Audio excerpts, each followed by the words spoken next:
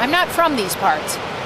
I just come here to visit and see these big haystacks out here in the middle of the ocean, which I can't understand why they don't just float away.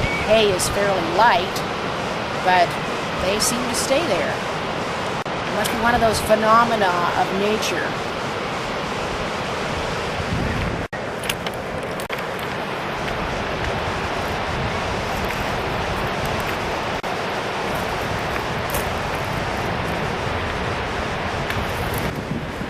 This, I believe, could be used as a walking stick. As you can see, having a stick like this comes in handy because rather than having to bend over all the time, you can use it to sort of carefully lift aside lightweight pieces of wood. And it will keep you from being bitten by large poisonous spiders and water moccasins that are native to the Pacific coast. As many people are unaware that, in fact, the Oregon beaches have, in the last year or so, been inundated with water moccasins. We're not sure if they're migrating from the southern states or if they're being brought here as part of a reintroduction program, because they used to be very common here, but they were killed to such an extent that they have become nearly obsolete. So one wants to be genuinely careful when they are out hunting driftwood on the Oregon beaches. This is some kind of a mollusk shell. This is a variety that does occasionally grow a few tufts right close to the hinge. So is it a mammal? No. It would be called a schmammal. And here we have a beaver's nest. A lot of people are unaware that beavers are in fact ocean-going mammals. They think that they are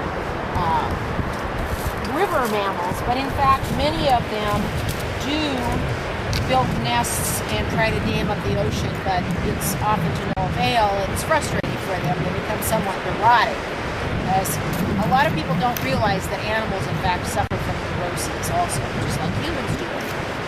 Well,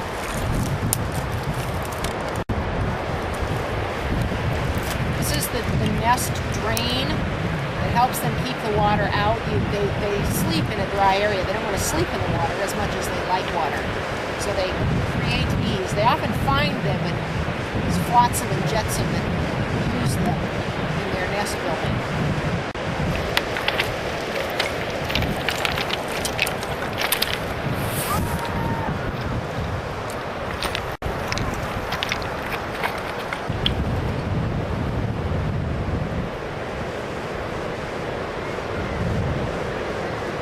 Once again, you can often find tools on the beach in the form of driftwood.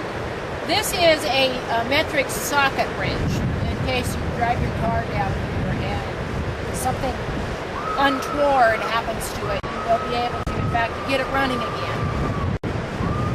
I'll just leave that there for some unwary traveler.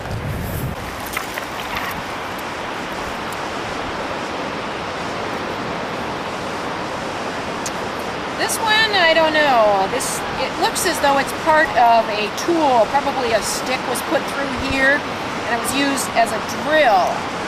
But it's hard to tell here because it's been so worn down. There is no spiraling on the end of this to indicate that's what it is. But this part with the hole through it, this would indicate to you that it might be, in fact, have been an early drill. Now it could be used as a candle holder.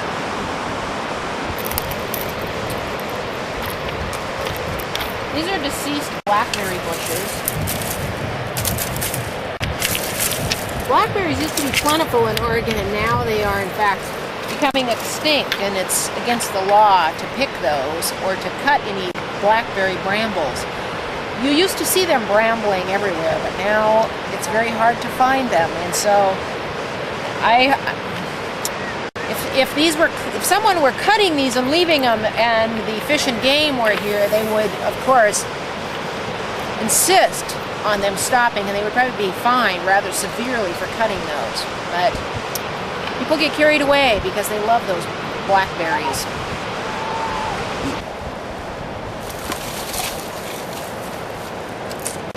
This is clearly a part of the last shift that ran aground at Cannon Beach. This is probably worth a little bit of money if there were any markings on it to indicate what ship it had come from, but unfortunately, most people are going to look at that and just see a piece of old wood.